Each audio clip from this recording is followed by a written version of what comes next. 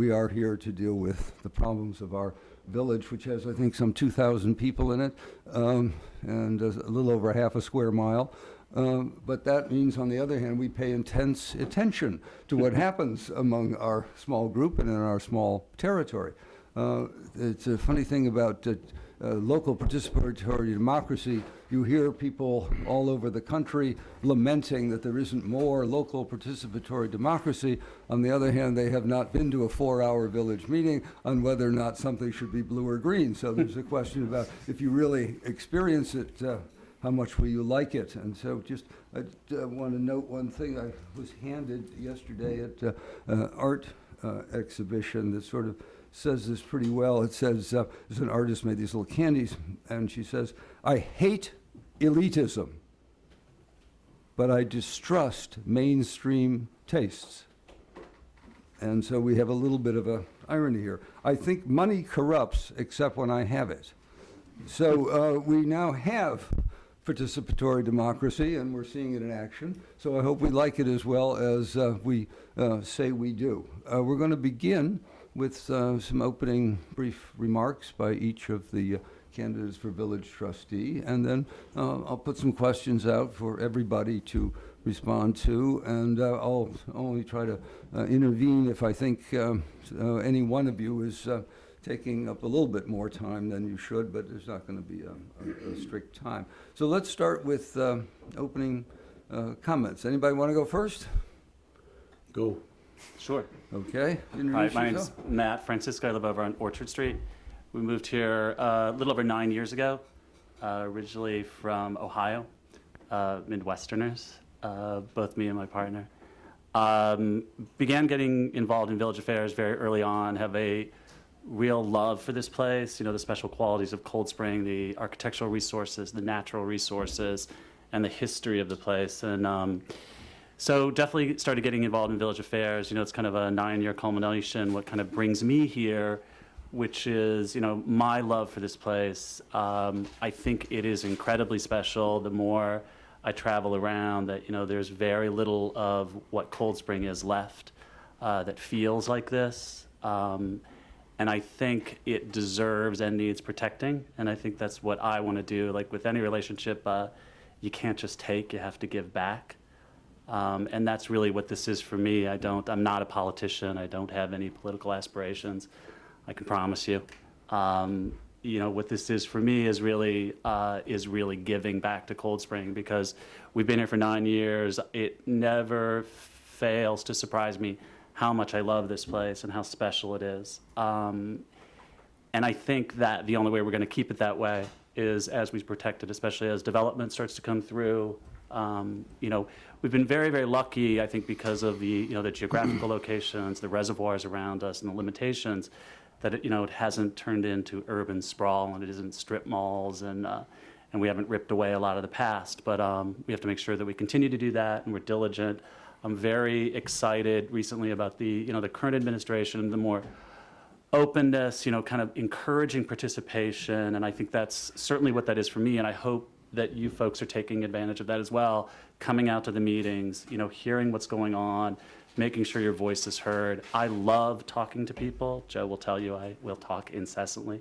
So I'm always open for ideas, certainly want to hear what you guys have to say about Butterfield. It's a very complex project that has, you know, that will have implications for generations to come to this village. It is also our gateway, so it could be a really fantastic development, or it could be something else. And as long as it's the will of the people, and that we all end up with something that we want, I think that's good development. But to do that, it requires all of our involvement.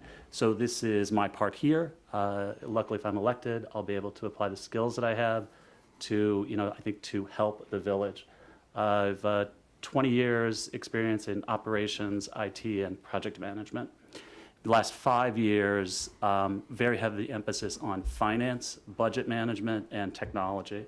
The last 5 years, I've been a professional owner's rep. What an owner's rep does is stand between the owner and everybody else on a large capital project. What that basically means is, obviously everybody has their own interests, whether it's the contractor, the architect, the MEP. Everybody wants to get paid. Everybody wants to to drive their own business forward. But really what I look out for is the client's interest. Whether or not what we bought in the contract is there, I'll typically negotiate the space, negotiate the lease, deal with the contracts with the vendors, and then see the project through to completion. It is a battle, and it is often bloody, but the reality of it is if you can work with people and understand that you have to work with people, you have to tell them what their job is, remind them when they're not doing it, and then you still have to work with those same people in the morning. So you have to respect folks, you have to work with them. I have a very collaborative work style, which I think would mesh well with the board, really to move the business of the village along. Okay.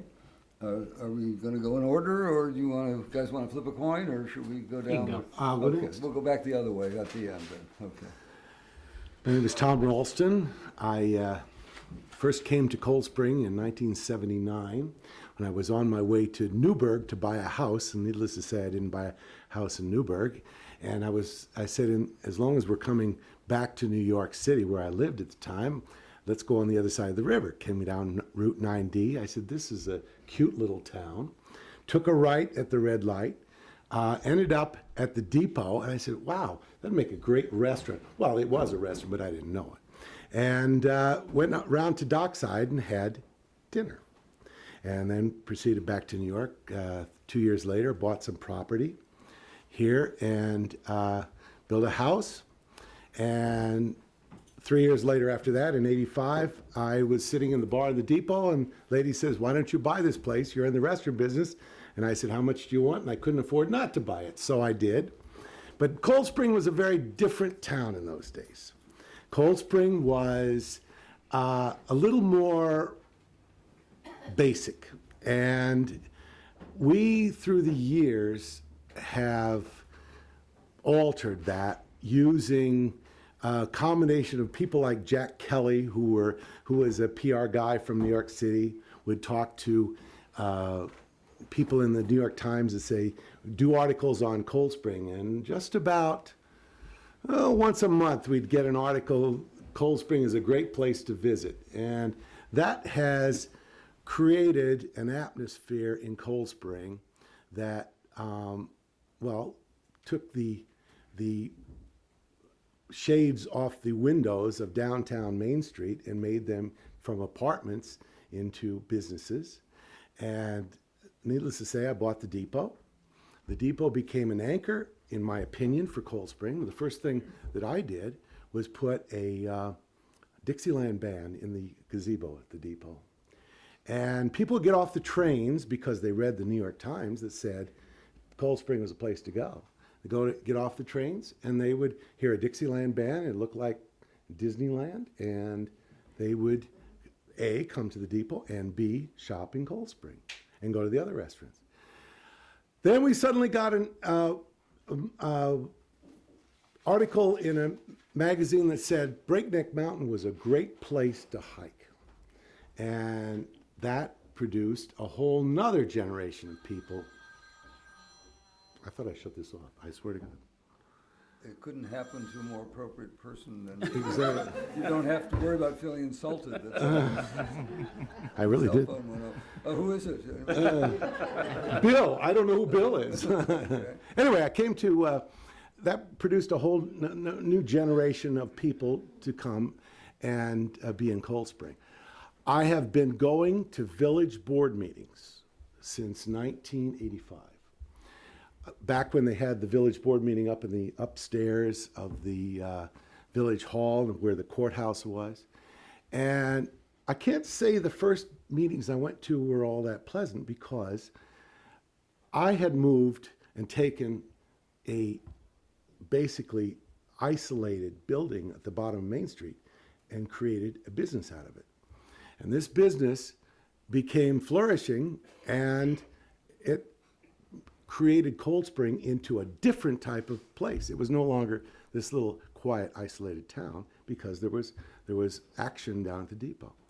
And through the years, I've always attended many, that's who it was, many village board meetings, and I've become more active in, I'd say, the last 8 years, only because I see things that have come about that I thought were necessary.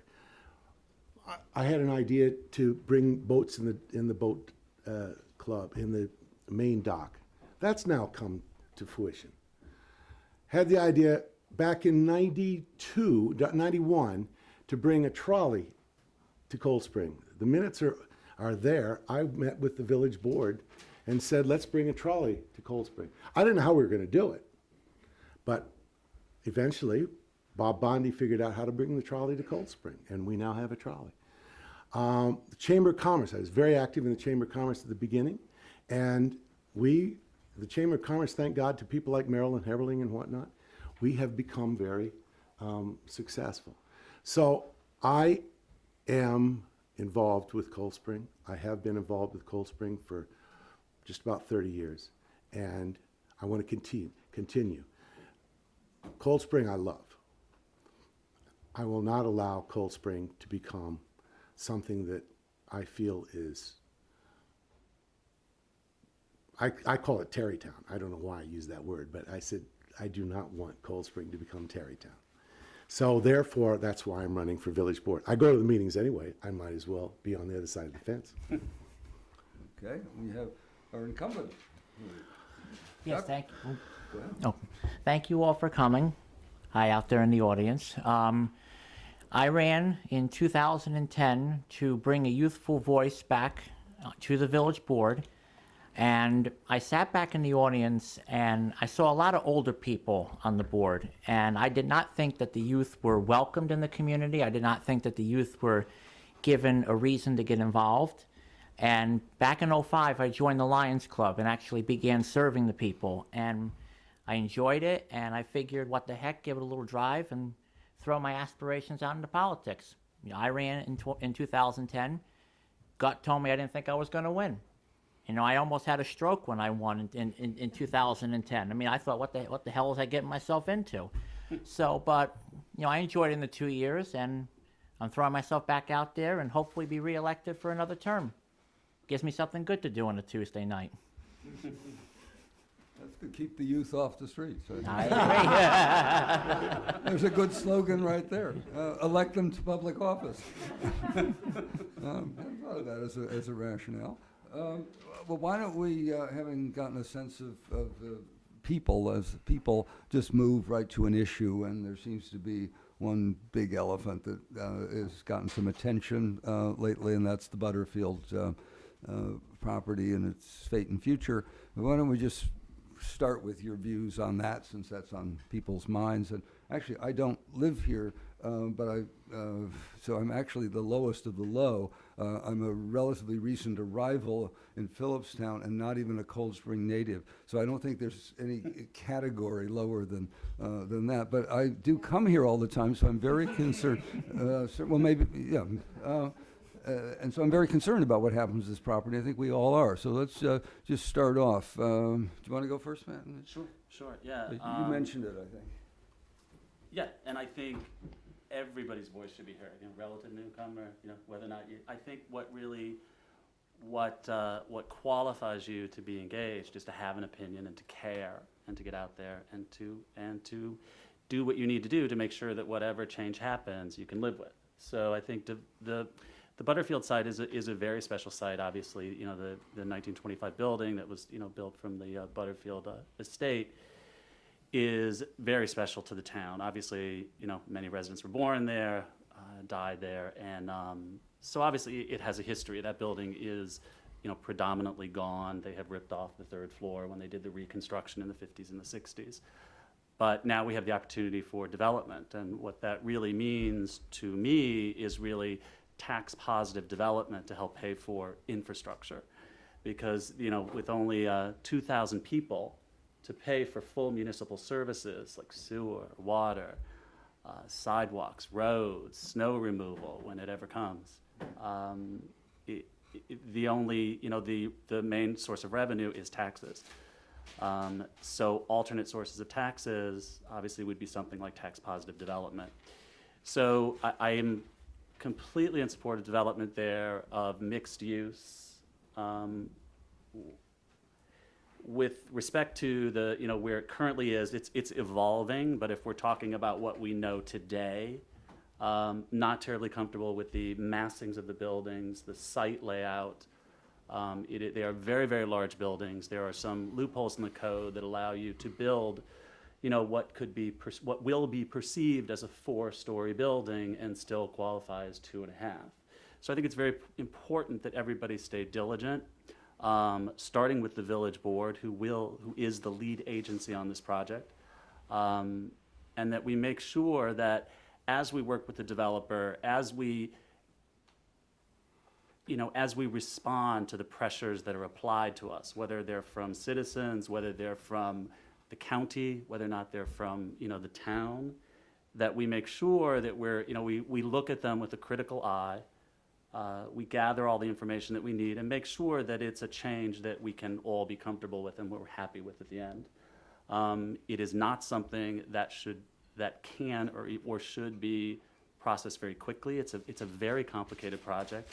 The current buildings are considerably high dense, especially when you look at Cold Spring and the average density of Cold Spring. Obviously, there is infrastructure needed for that. There's water, sewer.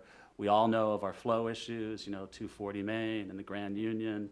We've seen buildings burned to the ground. So flow becomes an issue. So tax positive is great at the beginning. The only way it can remain tax positive is to make sure that we have the infrastructure that can support it.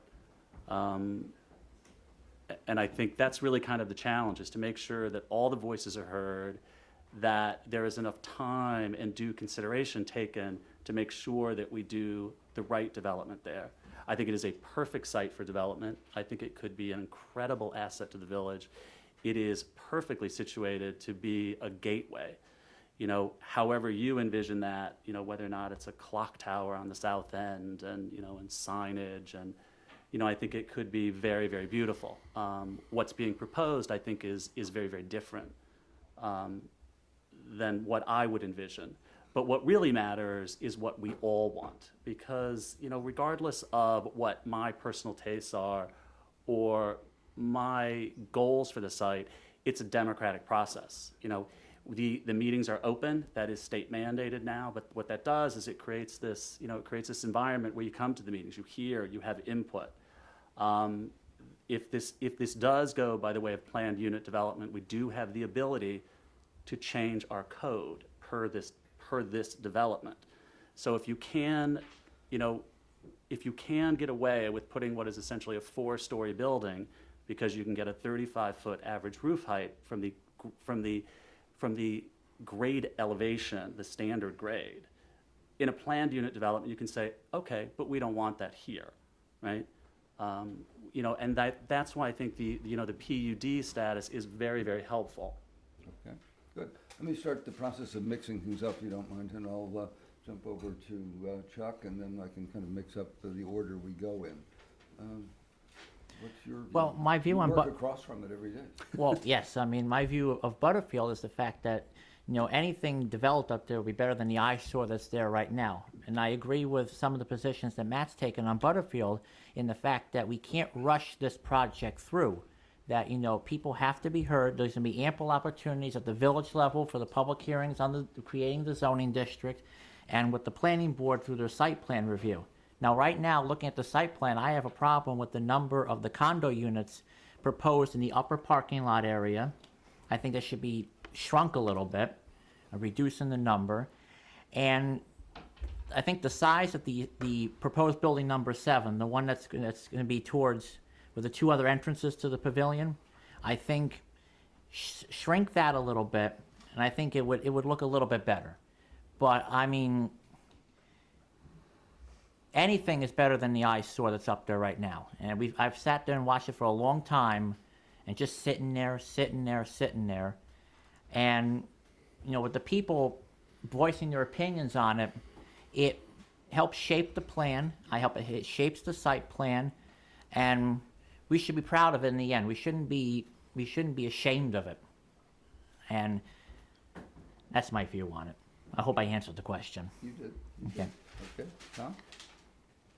nobody lives closer to Butterfield than I do because I live next door. So I'm obviously very concerned. I'm also been a friend of Paul Glero, the developer of Butterfield, since the construction that he did in the riverside, and I think Cold Spring should be very proud of that development because it's in keeping with the village, as I also think Butterfield will be kept in keeping with the village. The first thing we have to realize is the man is not a non-profit organization.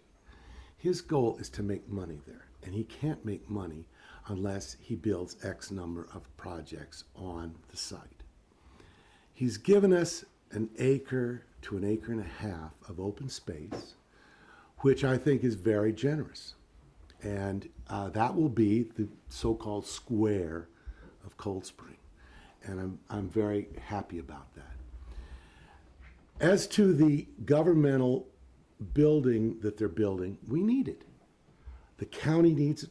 The county has virtually no representation in Cold Spring and Phillipstown. So we need that building. We need the senior citizens part. I don't know.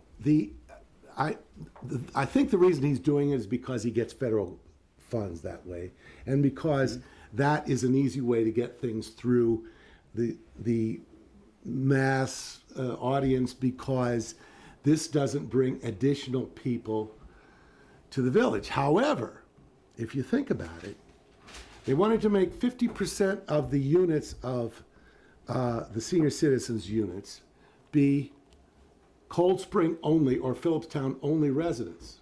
Okay. When a man or a woman moves out of their home to move into a senior center, what happens to their home? It gets sold to someone who has 1.3 children or whatever the figure is there. So it has an effect on the school right there. And so I would definitely be not in favor of that requiring 50%. First of all, I don't think they would sell them. And second of all, I just don't think that would be a requirement that I'd want to see. As to the rest of the site, and I've made this very clear to Paul since I saw the very first plans and proposals, was that we need more ratables. I've always been, the ultimate economic conservative. I don't want to spend more money in taxes than I have to. And we pay a lot of taxes in this village.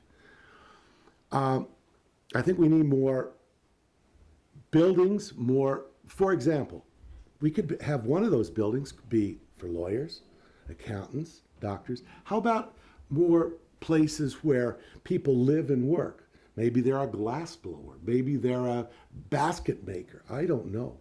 But this is one of the things that I think is very important. And this brings in money to our revenue.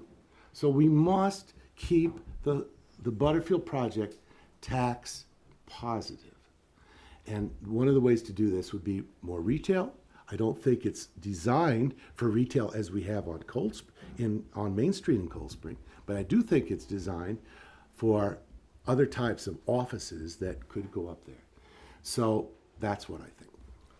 Before we move on, since oftentimes just focusing on one specific thing is a good way to get a better sense of how people would approach being a public official, even at the risk of not covering everything on the long list of Cold Spring issues. I'd like to spend more time on the Butterfield. It's the hot topic. On this cycle of seniors coming in from here who sell their houses to people with children, and that has consequences for the school. And I'm not sure, I'd like to ask the other two and then come back to you. Assuming we accept that that's a possible thing to happen, what do you think that means? I mean, so what? Why is that good or bad, and what would you do about it? Would you have less senior capacity because of of an anxiety that by creating a better place for people who live here to retire to, that means more school kids? You want to have less senior capacity? Do you want to change the balance between people who live here being eligible and people who don't? Do you want to put a easement on their house that they can't sell it to people with kids? What would be your sort of kind of, what do you think about the senior portion of this and its effect on things? And would you want to see things differently about the plan as a result of this alleged echo cycle of population and taxation? I can't go. No. It's a very complicated issue. I Yep. mean, Well, that's what you're going to be dealing with, so let's do it. exactly. So I mean, I think that what would be my guiding principle is tax positive. I mean, we do want development. It can't be anything. It has to be something that we all put a lot of thought into. You know, an aging building that hasn't been touched, I think, is preferable to the wrong development. There's always time to development for development later if the price is reflected in the property. If it hasn't been developed, the price will stay at a number that the next person can buy it. And there's room to develop it. So I think we do need to be very careful. We need to look to experts for, do we need more senior housing? What is the impact of senior housing? I can certainly help you with a lot of things. I am not an urban planner. So the reality of it is when you have very difficult questions that have far-reaching consequences, you get experts. You know, I mean, we have Green Plan in. You know, we talk to those folks. It is, I do believe the overarching, guide should be to remain tax positive. I do think it is, a good commercial space, not commercial like an antique store, but like Tom was saying, office buildings, live workspace is a really interesting concept because there is such an artistic community here. And as long as it blends in with the fabric of the village, I think that's a win-win. And without question, I get that Galero is in this, to make a profit. He is a businessman. And I think there is always, common ground when you look where your interests overlap with the developer, where you can both live with the outcome. I don't think we should settle for any less. But I think as far as a senior, I think that's a very tough question, and I think that's best left to the experts as far as, is the senior housing required?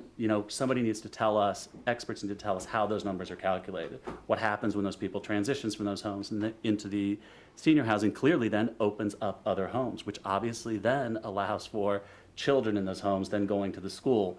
That's no longer tax positive, right? We have a very high tax rate here. So unless we're all ready for the bill just to go up, up, and up, we need to figure out exactly what impact this development will have on us. Well, I assume that a combination of euthanasia and infanticide is not probably a likely... It will not be my plan, no. It's advocating here, although it would be effective in this case. Aren't you fortunate? Chuck, what do you think about this, the senior component of this, and if it's expanded? Let me back up. It seems that the senior component, one of the reasons why people or the developer or others want it there is that there's a revenue dimension to it.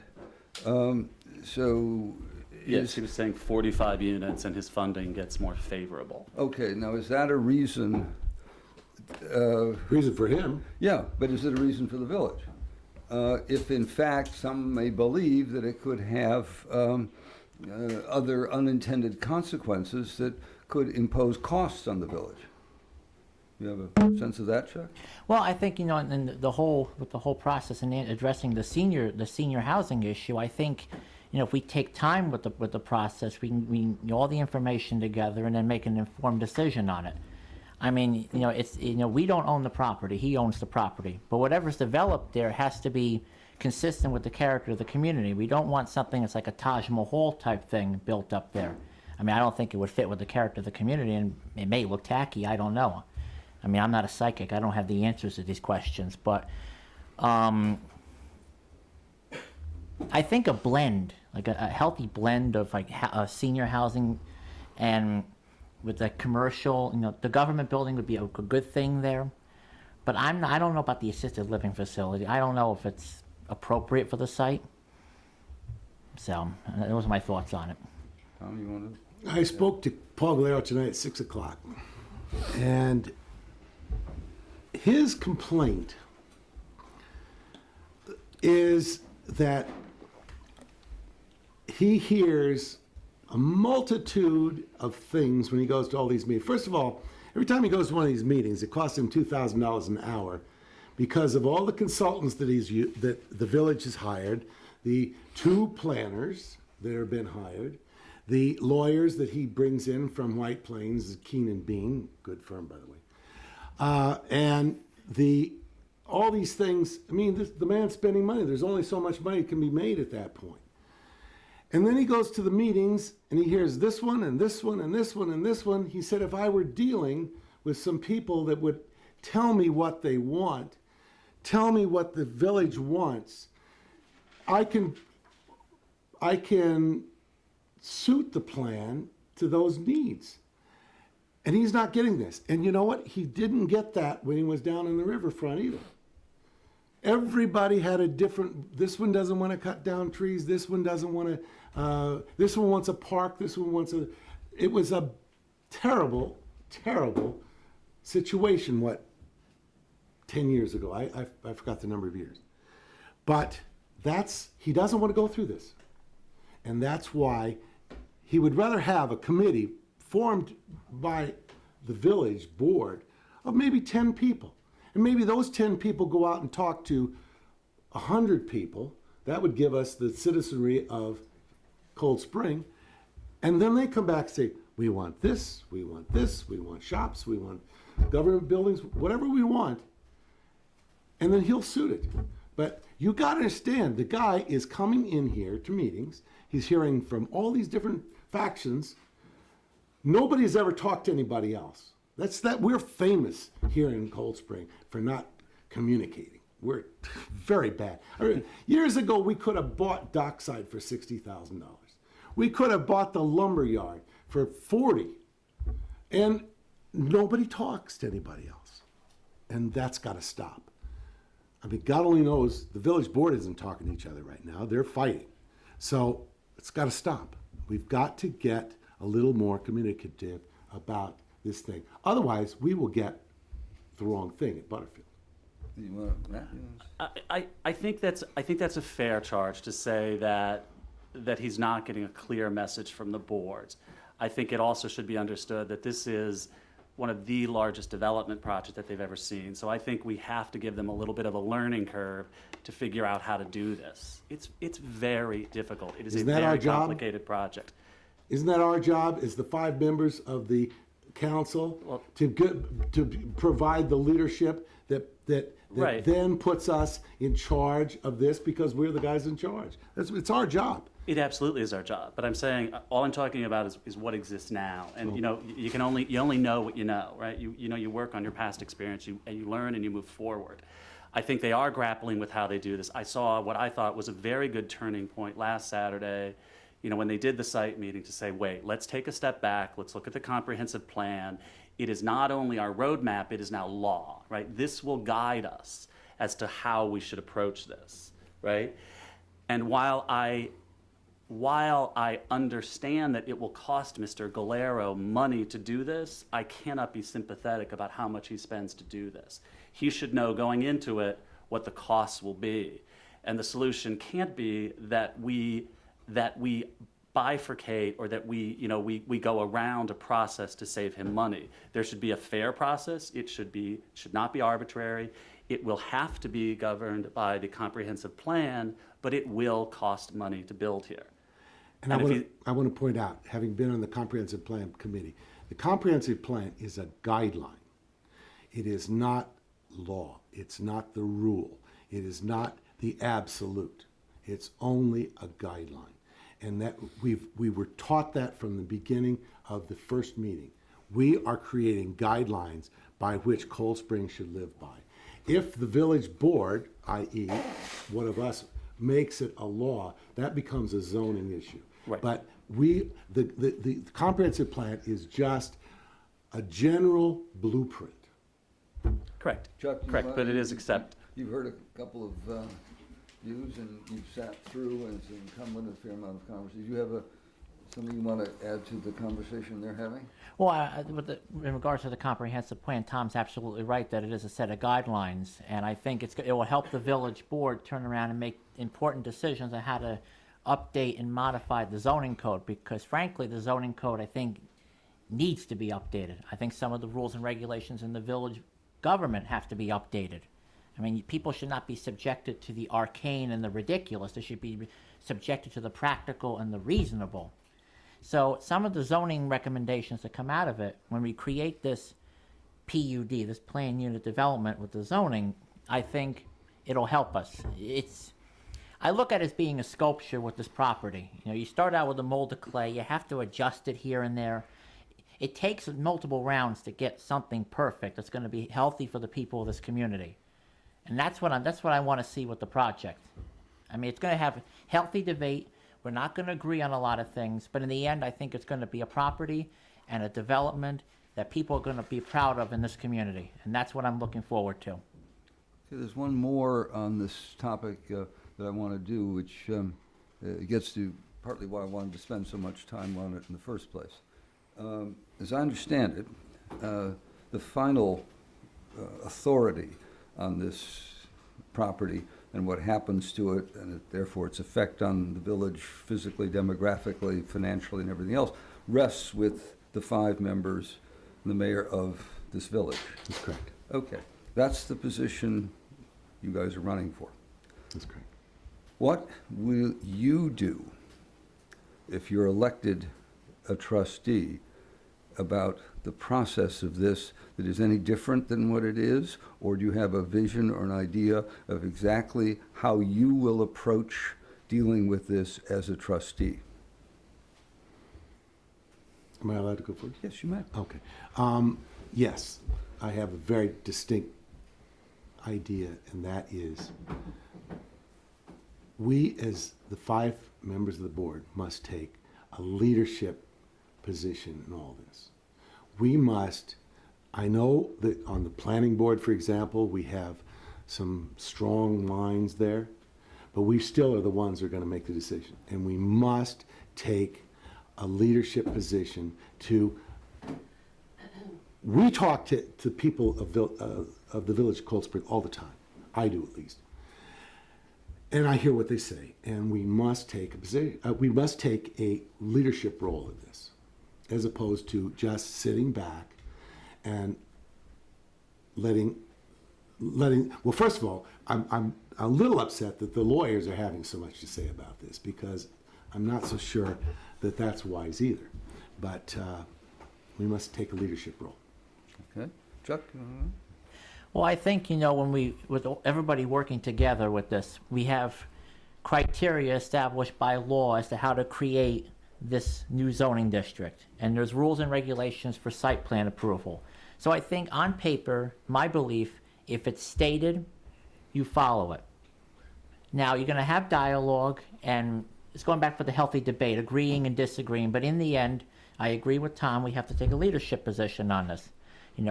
The village board is elected to govern everybody. And you want to collaboratively work with everybody, but tough decisions have to be made by the 5 members of the village board. And for Butterfield being an important and a hot property topic in this village that has implications on a lot of people, that burden rests upon the 5 of us. And it's not easy. Sometimes I go into these meetings and I feel like you got people with bullseyes, going to shoot at me at some of these things. A wise person once told me, you sit back and you hear all sides before making a decision. And it is a hard thing to do, weighing a lot of public comment, good, bad, indifferent about different topics. And with the Butterfield property, in the end, sometimes I can't even get sleep at night with some of this. But, I'm here. I'm running for the position again. I always say, I think people that run for office should get a CAT scan or have some kind of heads examined by a psychiatrist or something. Get some of the bats out of the belfry. So, but going back to Butterfield, I think in the end, I see a beautiful development happening, but how we get there, that's the tough part. I think that's where a lot of homework has to be done on it. Which steps to take. Good. Matt? What will you do if you're the one of the trustees about this? Well, let me comment first on the comments. I think leadership is troubling a bit to me. I mean, we certainly look to the planning board to give us their advice on what is best for the project. They know the town. We look to the historic district review board to tell us what blends in well with the fabric of the village. The original building was colonial revival. Maybe that starts to it is kind of reflected through the site. So I think while the way I would define leadership and the lead agency is to shepherd the process, to gather all the information, to shepherd the process, to make sure that folks are following the process, and that as it goes through the boards, that it is an efficient process, that it isn't wasteful, that it costs folks as little as it can cost to get the information and to move it along. I think without question, though, with the village board as lead agency, it's just that. I think it's shepherding the process. I think there are experts that can help advise. That's certainly why Green Plan was brought in. It is without question an urban planning question. It's a 7.5 acre site. The question is, how do we make sure we get this right? Obviously, the developer is going to have an interest. The town is going to have an interest. We're going to have our own interest. What would I do? I would take all that information,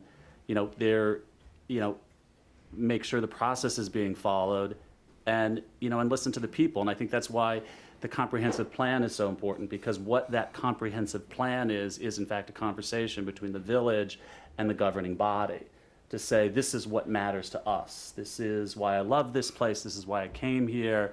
This is how I want to protect it. This is how I see it 5 years from now. This is how I see it 20 years from now. So I think we should always be informed by that, when we make our decisions. So that's what I would do. I mean, I would listen to all the information. Good. I'm going to ask one last very specific question on this topic, and then partly because I've felt it's a better way for you all and those watching to maybe get a sense of how you feel about a candidate, to kind of see how they would approach a complex issue and how they would handle and relate to it, rather than try to go through 20 of them and get people's views. One thing I do have as a credential is I do have started and operate a business here, even though I don't live here.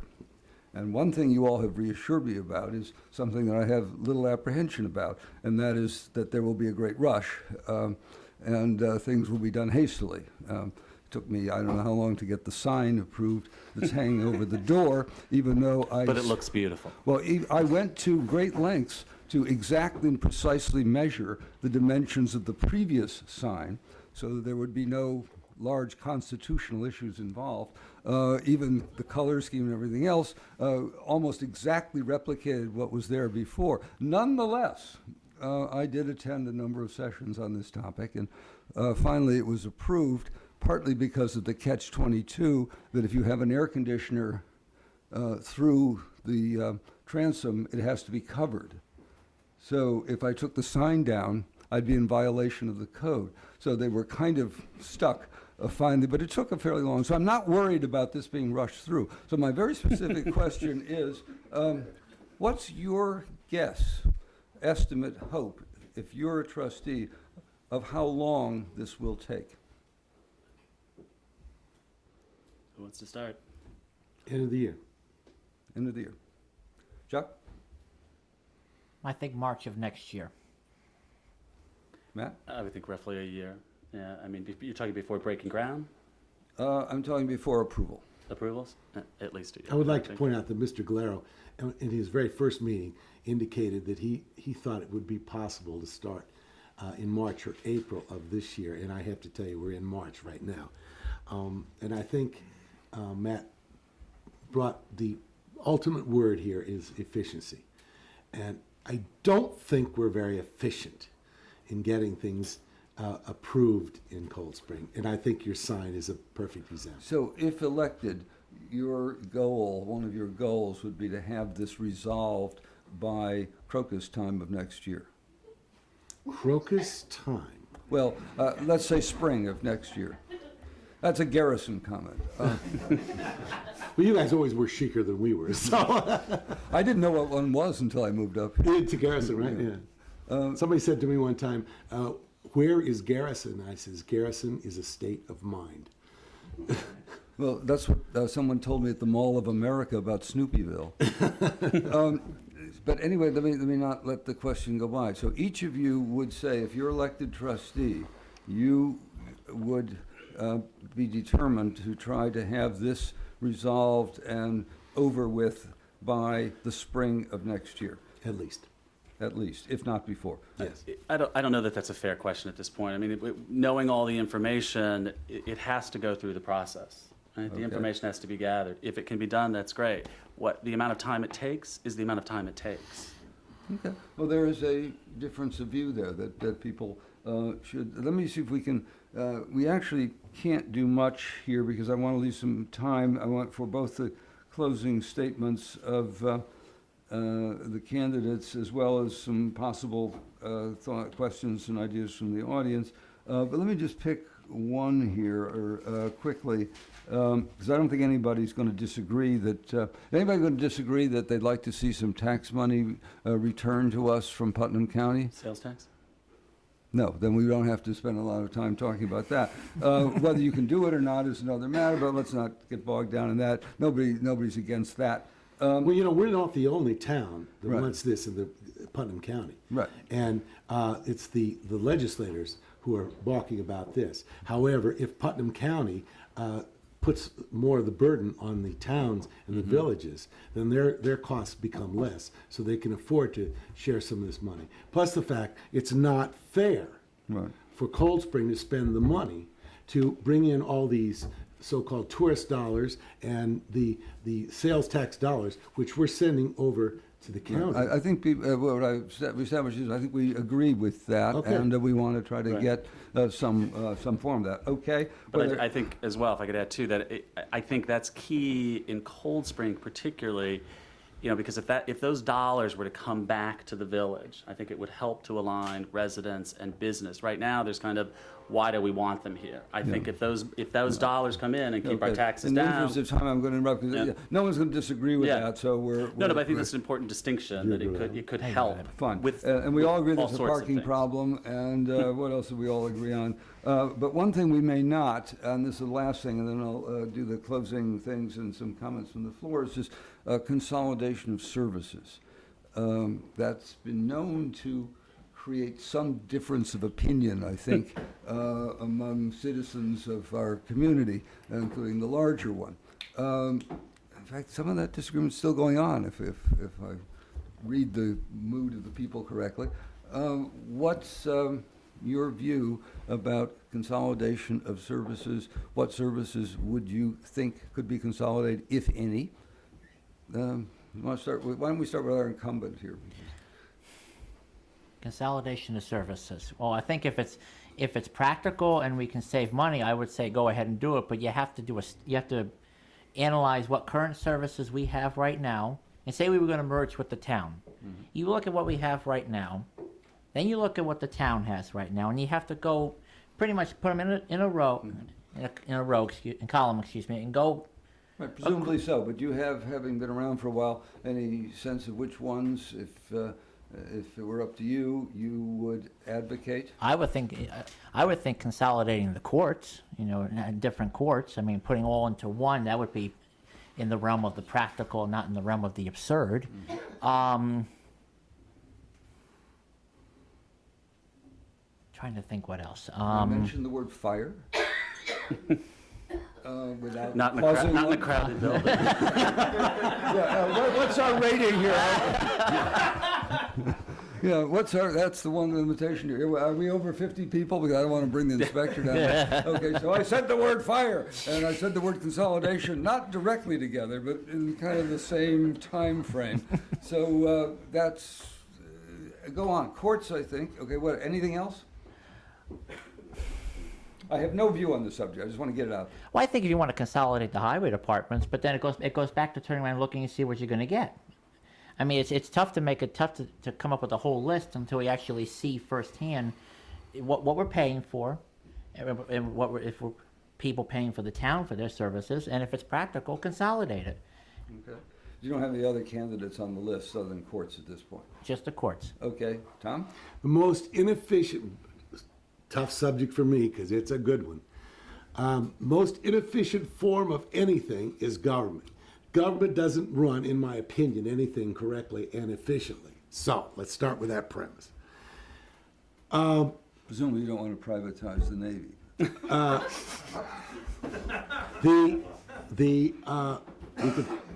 We can consolidate building inspectors, fire inspectors. We can consolidate the courts into one unit, one judge, one full-time judge. How many? What do we have? 7 part-time judges that come in, and we could consolidate buying toilet paper. I mean, you know, everybody's doing their own thing here, and we have the little village. Oh, this is a tough one. Well, that's. Should I what throw you're it out? for. We should not be 2 villages. We should be 1 village, Cold Spring and Nelsonville. I just came back from Palm Beach, and they have a garbage collection. I know garbage is a big thing here. It And is in all municipal jurisdictions. they have a garbage collection. I was watching this thing. I was fascinated by it because they have these, everybody has this container. And they have this truck that comes on. And I swear to God, the truck was not in front of, I rented a house. So it was not in front of my house more than 30 seconds. And it goes in, picks this thing up, dumps it like this. And then at the end of the block, it takes the whole thing and dumps it in the back.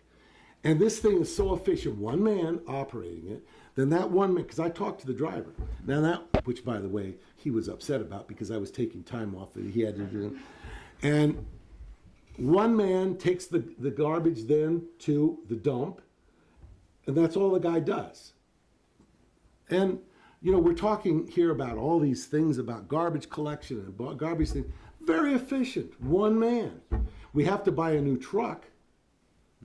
So I'm told we have to buy a new truck.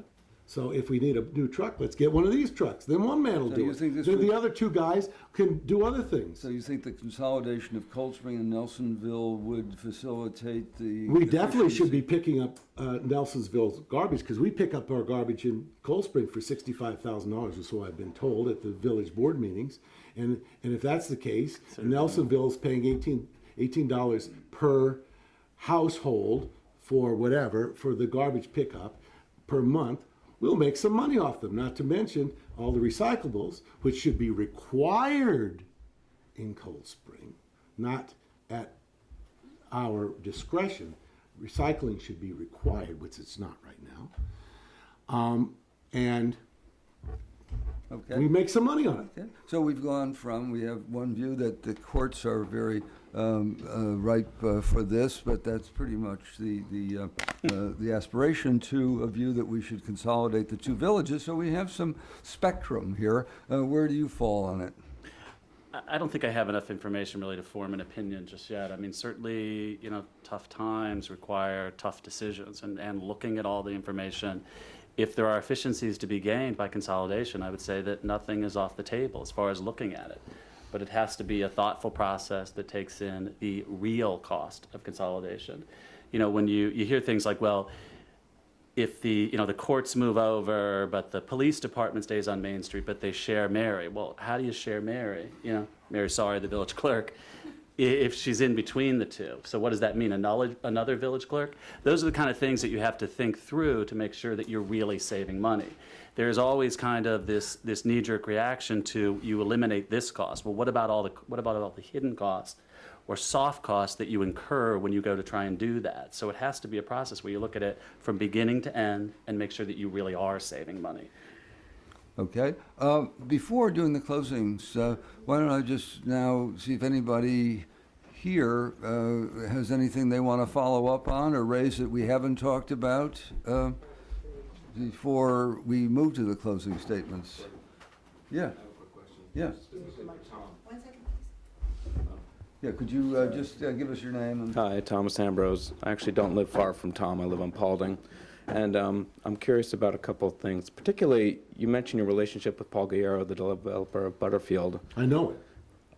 apparently. And having spoken to him tonight, I'm interested in how you would parse that relationship in face of serving the public in elected office in terms of doing the public's bidding and making sure there's no possibility of collusion or watering down of the public interest based on your relationship with Mr. Galero. I mean, let me just finish, sorry.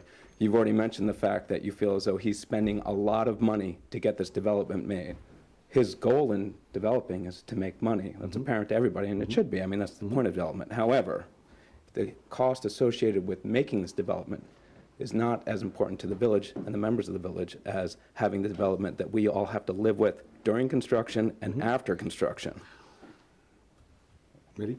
I have, my relationship with Mr. Galero is strictly business, and it has to do with, there was a possibility that I was going to buy the house next to mine, which the village was theoretically going to do a request for proposal on putting it up for sale, and that has never happened yet. In that relationship, which he found out about, he asked me if he could buy or rent or lease some space for some parking that he needed in order to obtain the governmental building, which needs more parking. And we were in the process of talking about that. I gave him a call about 10 this morning, and I said, he wasn't there, so he called me back at 6. I said, is there anything that, I should know about any of the latest on Butterfield? And his exact words were, no, but he then proceeded to explain about the fact he was very frustrated with the reactions of all the boards and the fact that he's hearing from 40 different people 40 different questions. That's the extent of my relationship with him, having to do with Loretta Rest, which is the property next to mine. But I'm just curious, does that mean that you would either reduce the amount of contact that you had with him or be transparent about the nature of every contact you had with him if you were elected as a board member for the benefit of the citizens? Because that was more the direction of my question. I understand. How does the citizenry of the village get to know what this is? If you're in business, and anybody who's in business knows that everything that is done having to do with developers, there's always has to be a give and take. We don't have that in this village. We don't have a situation where, all right, 50 units, we want 25. Nah, you can't have 25, I'll give you 40. And then you negotiate the thing. That has never been done in this village. For whatever reason, I don't know. And my question is, a person who is involved in the daily process cannot be uninvolved with Mr. Galero. We have to be able to talk to him, and we have to be able to negotiate with him. And that's not being done. It's about transparency, though. Okay, if it's not, is this on the same topic? It is. Okay, we'll make it short then. Oh, very short. I'm just confused. Did you just say you're working out a deal to accept money from Paul Galero? No, sir. Okay. No, sir. He asked me if I ever took over the Loretta Rest property, if he would be able to lease some space from me. And I said, I don't know. I don't have the property yet. Okay, I think I know 7 of you pretty well, and not one of the ones I know here are shy, reticent people without views. So this is a chance to share them. Anybody else want to ask a question of the people seeking to represent you? Yes. Lee Erickson. We all know him. Good evening, Lee Erickson, Garrison, another Garrison resident. How do you feel about the field study and the taxes that may be imposed upon the citizenry of the town in paying for that process and the field upgrades? Who wants to go first? Well, I think the field study and everything is good to get all the information, but the practicality of it is how are we going to fund it? I mean, I don't think in this economy to improve fields that we should put it up for a referendum and let the voters, if it's approved, and let the voters have to suffer for it. If we don't have the funding, we can't do it. I mean, this 2% cap from the state of New York is requiring all municipalities, in my view, to think outside of the box. We have to be conservative with how we spend our money, have services be efficient, but at the same time, you have to make a priority list of all your infrastructures. I mean, we're being faced right now with a possibility with the firehouse that the village owns. If they want to go and have upgrade the building, make it into a second floor, if we don't have the money in our funds, if we're going to do the project, we have to put it out to, in my opinion, a referendum. Let the voters vote on it. And if it passes, we'll have to find ways to fund it.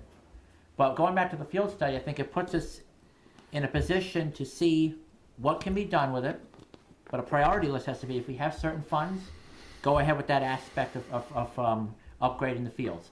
If it's far stretching where it's going to cost maybe $2 or $5 million, if we don't have the money, I say put it to the side, and then if we have monies down the road, you go ahead and do it. Others on the field study, assuming you know what it is, I hope you do. Yeah, I agree. I mean, it's no different than the advice I give my clients, which is, we can fix anything, but we can't fix everything. So you have to prioritize the work.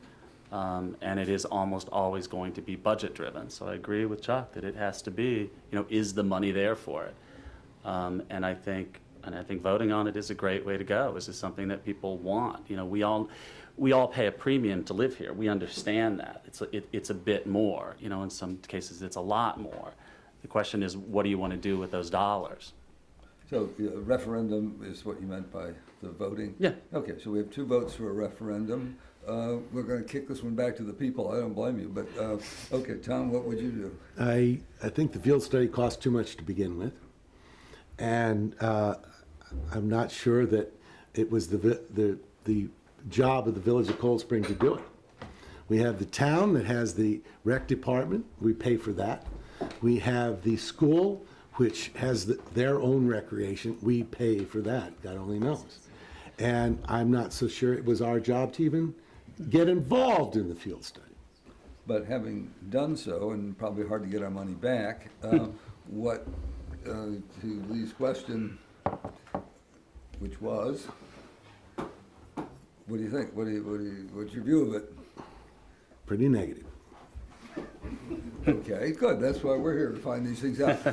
Other folks have something they want to know, what these people who want to represent you think. Yeah. My name is Randy Schlesinger, and I live in the village of Cold Spring. I defected from Garrison, actually. Welcome. I love it there, too. I actually live down on the boulevard, down by the dead end there. It's beautiful, across from the preserved property. I love it. It's just hiking trails. I moved there for a reason. It's quiet. It's like living in the country.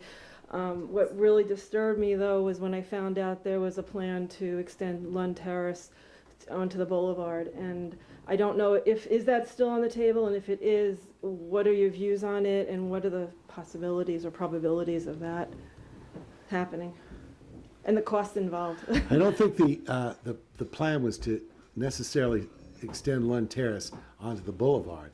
The plan was to extend Lund Terrace to make additional parking along the east side of the railroad tracks so that we had a way to get in there. And due to the fact that I was on the parking committee and I know exactly how many people are parking so-called illegally on Main Street and at the Depot Square and places like that. I think the railroad needs more parking spaces, and I think that was a good idea. I don't know that taking Lund Terrace, I don't think there would be an outlet onto the boulevard, which, by the way, I used to live on next to you. What was in the planning, because I think that was almost going to be a second floor of the parking facility that we were thinking about putting in down there. And I don't think that was a consideration, at least it wasn't a consideration of mine when I was on the group.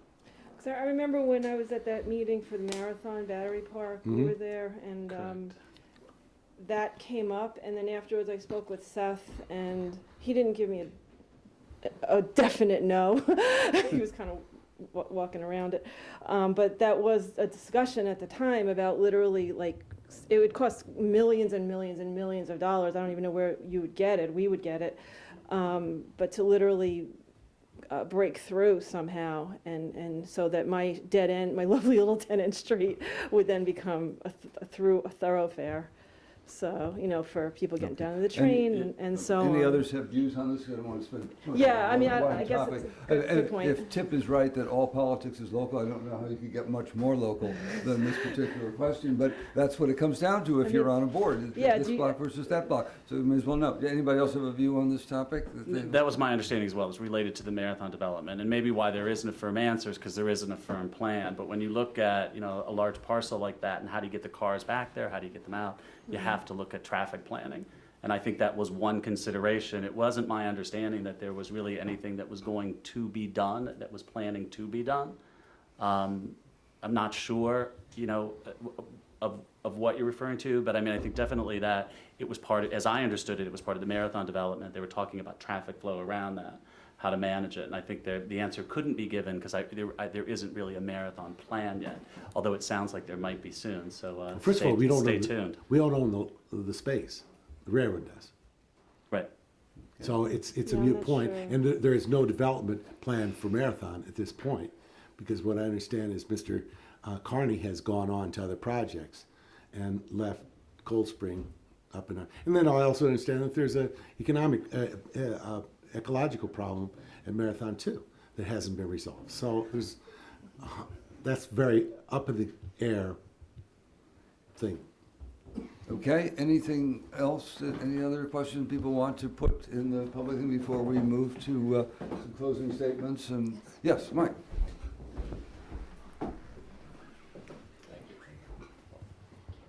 Mike Bowman, I live on Main Street in Cold Spring. I just would like all three of your thoughts on the Cold Spring Fire Company, and specifically the debate that's been going on between the mayor and the fire company over the past, 18 months to 2 years. I was hoping you would ask that. Are we talking about keys, or are we talking about redistricting? Can you be a little bit more specific? Specifically to the residents of Cold Spring would be this, control issue, centering on keys. But, there is the whole consolidation issue that Gordon was bringing up earlier. I think keys are more a manifestation of it than what it centers around. Like the key is the sort of physical form it takes. but a key is a pretty good metaphor and reality for, all right, who is, what Mike is raising here is the ultimate sovereignty question of the Cold Spring Fire Company. And that's a serious question. So I think I'm glad he raised it, and I hope you have a view that you can share. I don't think I have enough information to have a fully formed opinion. I understand that the fire department has been independent for many years and has functioned. The question is, are the services being provided adequate at a reasonable cost? Obviously, they're volunteer firemen, so we know that the cost is probably an easy hurdle to get over. There's also the question of, do we have adequate fire safety? So I think all those things should be looked at. I'm not the kind of person that puts anything off the table to be looked at. It is running the village is no different than running any business. So if there are advantages to the village for control, whether it's a key to a door, or whether or not it's over finances, or whether it even extends to redistricting, it's something that has to be fully understood, and I don't have enough information to really have a fully formed opinion yet. Okay. Tom. Okay, the Cold Spring Fire Company is a culture. It's one of the cultures of Cold Spring. The boat club is a culture. They do, both Chuck and I are associate members of the fire company. They do a fabulous job. They are very intense. They are very proud. They're very dedicated group of individuals. And as far as I know, they've done a damn good job. So I don't think in any way, shape, or form we should mess with the Cold Spring Fire Company. Chuck. I agree with Tom 100% on what he said, and I also think the whole battle between the mayor and the fire company was an unnecessary expenditure of tax dollars, and you never want to get lawyers involved in the problem because they're the ones that make the most money, and who really suffers? The taxpayers. They got screwed. People got screwed with this fight, and frankly, it's enough is enough. Those Way to money, go, those, Chuck. those money should go to other areas that needed attention. Maybe pave a sidewalk, maybe, cut some trees, do something, I don't know, but good Lord, I'm telling you. Mike, last word on this, and then Just one quick follow specifically for Matt. On the cost of attorney fees, the Village of Cold Spring at every meeting has their attorney present. You were at the meeting this past Tuesday. I'm just kind of wondering what your thoughts were about the conduct in that meeting and whether our government is really truly open and completely transparent. Because I was asked to leave for another closed meeting this past Tuesday.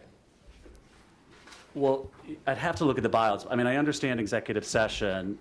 There are certain things that, a meeting is open and then it has to be closed, whether or not they're going over HR issues, whether or not they're going over legal issues. They're certainly not going to talk about, someone, needing to go on health care, and for whatever reason, health care is a very bad example. Sorry about that. Somebody, One of my subjects. a termination, right? So say there's a termination that the board needs to discuss. You have to do that in a closed meeting. You can't do that in an open meeting. Having not knowing what the topic was, I can't say it was appropriate or inappropriate. They told us it was a zoning issue about a shed. But I did hear Bill Bajarski say it was litigation, that they were concerned, they were trying to fend off litigation. It sounded like, what I heard is it sounded like they thought they were going to get sued. I think we've. And I think he wanted an interpretation of, I guess, I don't know. But my gathering of the facts, as I watched them, was that they were going to figure out whether or not they had an issue. I think we listed views on the topic, and I think we'll close now and let the closing statements happen. I'll take a little bit of moderator license on this one subject. I have a small bias. I'm also an associate member and proud to be, and kind of moved that they let me in, of the Cold Spring Fire Company. And I'm not going to interject a view on the constitutional question, but I will say there is one way to get a key to the Cold Spring Fire Company. Become a member. Join it. Applications are available every Tuesday. Okay. Or by mail or on our website. Right. Okay. And then whatever your constitutional views are, you'll have a key. Okay. Now we're at the point of, I think we've had a chance to get a sense of you guys as potential public figures and persons, and also I don't think you need a long peroration, but it will speak for itself anyway. So why don't we go to close in reverse order, shall we? Start with you, Chuck. Well, I thank you for coming here tonight. This was rather entertaining. I love lively discussions, but that's what I think government is. It should be a lively discussion. I don't think people's views should be censored. I don't think people should be told you can't say this, you can't express yourselves. I think government should be open, transparent, and honest, and people work hard for their tax dollars. They should know where it's being spent. There should be no secrets whatsoever. We should not be huffing and puffing, doing Lord knows what else, and stick with the issues. And that's what I bring. I'll tell you exactly what I think. If government's going to screw you, government's going to screw you. I just be upfront and honest. I try to prevent it, but but that's what I am. I'm candid. I just like expressing myself, and I'll give you my view. I can get you a gig on Letterman. We're a tryout venue. For the Letterman show? Tom. Cold Spring is unique. There's no other place like it. I've lived a lot of places. Cold Spring is bounded by mountains and rivers, and therefore we're isolated. And because we're isolated, we are one of a kind. We are characters. We are people of our own mind. We are people that pretty much can't be told what to do. And for that reason, I live here and I don't want to live anyplace else. And for that reason, I'm concerned about the village. I'm concerned about the direction of the village. I'm concerned about Lund Terrace. And I don't want us to go in the wrong direction. And I want to be on the board for that reason. Matt? Yeah, as I had said earlier, it is a project that's, near and dear to my heart to work to give back to Cold Spring, and to protect what is so special about it. The timing of it for me is, in fact, because of Butterfield and, the possibility of Marathon coming back, these large parcels that could be developed that could really change Cold Spring for generations, and I think that's an enormous opportunity that comes with great risk. My work style and the way I am very level-headed, take in the information, judge it on its merits, and you have to push the work through. You have to make decisions, and so you have to have a period of information gathering and then a period of decision making. I'm a very linear, process-oriented guy, being in operations for many, many years. I typically will look at a process and say, okay, the process works, the process doesn't. The approval process for Butterfield has had quite a few hiccups in it. I think the developer does deserve a list of questions. I think there are reasons, maybe part of it, just kind of being a development issue. It's not development in the terms of real estate, but as we develop as people, as the boards develop, as handling these larger projects, I think it's difficult, but I think, without question, the folks deserve a fair process, because as we all know, really village government is those boards. Our interaction with village government is those boards. So I think we should know what to expect going in and how we get out, right? And have some strong assurances that you've been treated fairly, and that the next time that you need to be in front of them for whatever, that you're going to be treated the same way, that your neighbor's going to be treated the same way. And I think that's really, one thing that's incredibly important, to kind of look at the streamlining of those those services. And one opportunity is, in fact, Butterfield. With the Village Board of Trustees as the lead agency, it's a great time to kind of look at all these boards as they feed information up to the boards, to really be tuned in to how they're functioning, right? Are we giving people written reports? I mean, part of what I heard was it was a bit of a haranguing, and I think it could be more productive, to say, here's what we want. Move the parking to the back, move the building this way, a written list, no different than the way you run a meeting, to say, let's, come back to us with this. And I think, folks will know what to want. I experienced that myself when I went through the Zoning Board of Appeals for a variance for my garage. It was very efficient. We came in, I said, what do you look at? Here's what we look at. We look at, does it fit into the fabric? What do the neighbors think? So I went back, got the right architect, we designed it, we went back to the board, had letters of approval from folks 2 blocks around, and we got the variance. Even if we didn't get the variance, that would have been a very positive process, because we were told what to expect, and that's how we worked through. And hopefully, very, very soon, we can provide the same kind of service to Galero and anybody else that, that wants to develop here, because we need these folks. No different than the dock lighting. I mean, folks that want to help us out, we need to very, very quickly assess, the risk to benefit of what they're offering, and figure out how to move them through the process as efficiently as possible. The dock lighting is much less complicated. There's an easy way out. Butterfield is very, very different. If you develop a 7.5 acre site that requires infrastructure, you better be ready to service it. Whether it's fire, fire flows from the hydrants, or whether or not it's sewage treatment. Okay. Well, we've run a little bit over time, but it wouldn't be a Cold Spring meeting if we didn't. And in terms of my conundrum at the beginning here, if I had to put it in a candy wrapper, in terms of the pluses and minuses of the rewards of participatory democracy as opposed to the whatever it takes to sit through it, I have no doubt that I would much prefer any 2, if not all 3 of these gentlemen, to even half of one Otto von Bismarck. That may be a weak endorsement, but it means that I'm thoroughly on the side of everyone. And I think this has been great. Thank you all for participating, Thank you. for running, Thank for you. coming. And on we go.